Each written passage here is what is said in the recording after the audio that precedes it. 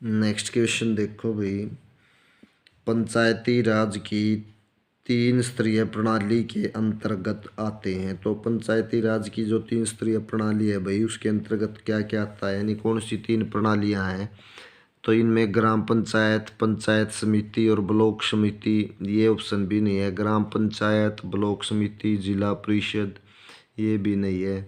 Block समिति, जिला परिषद और पंचायत समिति, ये भी नहीं है। हमारा डी करेक्ट ऑप्शन होगा, क्योंकि ग्राम पंचायत ग्रामीण स्तर पर होगी, उसके बाद आगी पंचायत समिति ब्लॉक स्तर पर, और जो तीसरा स्तर है भाई वो है जिला परिषद। तो पंचायती राज की तीन स्तरीय प्रणाली के अंतर्गत ग्राम पंचायत, पंचायत समिति और जिला परिषद आती है। नेक्स्ट क्वेश्चन देखो। बलवंत राय मेहता समिति के अनुशंसाओं के आधार पर किस वर्ष पंचायती राज व्यवस्था को लागू किया गया था। जो बलवंत राय मेहता समिति थी, तो इसने कुछ अनुशंसाओं के एक अनुशंसा प्रदान करी थी, तो उनके आधार पर 1959 में पंचायती राज व्यवस्था को लागू किया गया था। कब किया गया था? 1959 में। नेक्स्ट क्वेश्चन है। भारत में पंचायती राज व्यवस्था के संदर्भ में निम्नलिखित समितियों का कालक्रम अनुसार व्यवस्थित कीजिए, यानी कालक्रम अनुसार व्यवस्थित करनी है। तो इनमें देखो, सबसे पहले वही बलवंत राय मेहता समिति आएगी। उसके बाद कौन सी बनी थी? अशोक मेहता समिति थी। उसके बाद थी GV राव समिति, और जो सबसे लास्ट में थी वो थी LM सिंघवी समिति।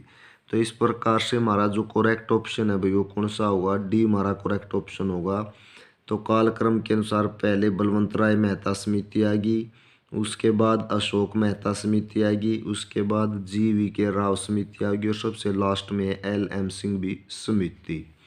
नेक्स्ट क्वेश्चन देखो। निम्नलिखित में से कौन जनता द्वारा प्रत्यक्ष निर्वाचित होता है? प्रधान यानी सरपंच कह लो, क्षेत्र प्रमुख, जिला पंचायत अध्यक्ष, सरपंच या पंच। तो इनमें कौन कौन है भाई जो प्रत्यक्ष चुनाव द्वारा निर्वाचित होते हैं? तो सबसे पहले आ गया भाई इनमें प्रधान, यानी जिसे हम सरपंच भी कहते हैं। उसके बाद कौन आ गया भाई? सरपंच और पंच। ये क्या है? प्रत्यक्ष चुनाव द्वारा चुने जाते हैं। तो हमारा जो ऑप्शन है कौन सा भाई? ये जो सी ऑप्शन करेक्ट होगा, क्योंकि प्रधान कह लो या सरपंच, प्रधान यानी मुखिया भी होता, कई जगह प्रधान बोल देते हैं। सरपंच और पंच, इनको क्या है भाई? प्रत्यक्ष निर्वाचित होते हैं, जनता द्वारा इन्हें प्रत्यक्ष रूप से चुना जाता है। पंचायती राज की आधारशिला है। तो पंचायती राज की जो आधारशिला वो क्या है भाई? ग्राम पंचायत, यानी सबसे निचली इकाई ग्राम पंचायत है। तो यही क्या है? पंचायती राज की आधारशिला कह लो या नींव होगी। नेक्स्ट है। जिला परिषद का मुख्य कार्य है। जिला परिषद का मुख्य कार्य क्या है भाई? समन्वय एवं पर्यवेक्षण। क्या है भाई? समन्वय करना और पर्यवेक्षण करना, ये जिला परिषद का मुख्य कार्य है। पंचायती राज संस्थाओं का निम्नतम स्तर है। पंचायती राज संस्थाओं का निम्नतम यानी सबसे निचला स्तर कौन सा भाई? ग्राम पंचायत है। पंचायती राज संस्थाओं का मध्यम स्तर यानी बीच का जो स्तर है भाई वो है पंचायत समिति। कौन सा है? पंचायत समिति बीच का स्तर है। ग्राम पंचायत सबसे निचला स्तर है। और जो उच्चतम स्तर है वो देखो कौन सा है? नहीं, पंचायती राज संस्थाओं का सबसे उच्चतम स्तर क्या होती है भाई? जिला परिषद क्या है? पंचायती राज का सबसे उच्चतम स्तर है। नेक्स्ट क्वेश्चन देखो। नेक्स्ट हमारा क्वेश्चन है। खंड स्तर पर या ब्लॉक लेवल पर पंचायत समिति एक खाली स्थान है। खंड स्तर या ब्लॉक लेवल पर जो पंचायत समिति एक खाली स्थान है, कैसा है? परामर्शदात्री समिति, यानी क्या है? सलाहकार समिति कह लो, परामर्श देने वाली एक समिति है। नेक्स्ट, निम्नलिखित में से कौन सा संविधान संशोधन यह कहता है कि ग्राम पंचायत में 1/3 सीटें महिलाओं के लिए आरक्षित होनी चाहिए? तो निम्नलिखित में से कौन सा संविधान संशोधन है भाई? 73वां संविधान संशोधन। नेक्स्ट क्वेश्चन देखो। पंचायतों का संविधान के किस अनुच्छेद के तहत महिलाओं को 33% आरक्षण का प्रावधान दिया गया है? तो पंचायत का जो संविधान कौन सा है भाई? अनुच्छेद 243D है। संविधान के अनुच्छेद 243D के तहत महिलाओं को 33% आरक्षण का प्रावधान किया गया था। नेक्स्ट है पंचायती राज व्यवस्था में महिलाओं को 50% आरक्षण देने वाला प्रथम राज्य है। तो कौन सा भाई प्रथम राज्य है? तो इनमें जो प्रथम राज्य है भाई बिहार है, जिसने क्या महिलाओं को 50% आरक्षण दिया है पंचायती राज व्यवस्था में। त्रिस्तरीय पंचायती राज व्यवस्था उन राज्यों में लागू की गई है जिनकी जनसंख्या कितनी है भाई 20 लाख से ज़्यादा है। कितनी है? 20 लाख से ज़्यादा। भारत के संविधान का कौन सा अनुच्छेद राज्य सरकार को ग्राम पंचायतों को व्यवस्थित करने का निर्देश देता है?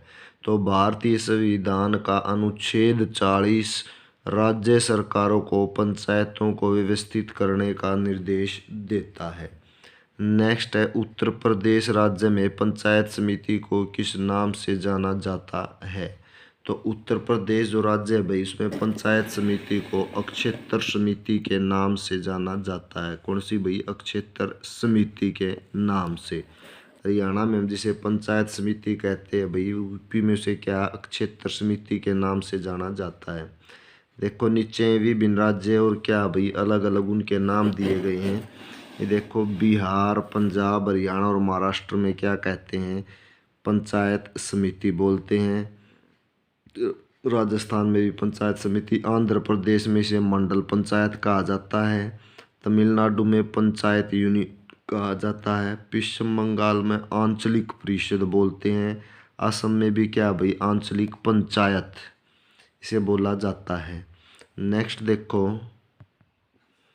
कर्नाटक में इसे तालुका डेवलपमेंट के नाम से जाना जाता है, मध्य प्रदेश में जनपद पंचायत और अरुणाचल प्रदेश में अंचल समिति के नाम से जाना जाता है, उत्तर प्रदेश में क्षेत्र समिति। नेक्स्ट क्वेश्चन देखो ग्राम सभा के लिए न्यूनतम जनसंख्या का प्रावधान रखा गया है। तो ग्राम सभा के लिए न्यूनतम कितनी जनसंख्या का प्रावधान रखा गया है भाई? 200। कम से कम कितनी जनसंख्या होनी चाहिए ग्राम सभा में? 200। कौन सी समिति है? पंचायती राज संस्थाओं के लेखा एवं आंकलन के लिए 1965 में किस समिति अध्ययन दल का गठन किया गया था? तो किसका किया गया था? ये किया गया था R.K. खन्ना समिति का। नेक्स्ट नोट में देखो दिवाकर समिति 1963 में ग्राम सभा की स्थिति की समीक्षा के लिए बनाई गई थी। उसके बाद आई M. रामाकृष्ण नैया अध्ययन दल, ये भी 1963 में था। पंचायती राज संस्थाओं की आय और व्यय की गणना के लिए इसकी स्थापना की गई थी। फिर आया G. रामचंद्रन समिति, यह आई थी 1966 में। पंचायत के लिए प्रशिक्षण केंद्रों की आवश्यकता के अध्ययन के लिए गठित की गई थी। उसके बाद आई V. रामनाथन अध्ययन दल, यह आया 1969 में। भूमि सुधार उपायों के कार्यान्वयन में सामुदायिक विकास अभिकरण एवं पंचायती राज संस्थाओं की संलिप्तता एवं भूमिका से संबंधित क्या भाई इसका काम था। उसके बाद आई नेक्स्ट दया चौबे समिति, ये कब आई थी? 1976 में।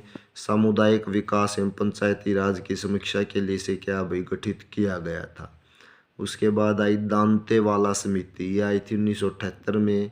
खंड स्तरीय योजनाओं को स्वरूप बनाने के लिए दांतेवाड़ा समिति गठित की गई थी।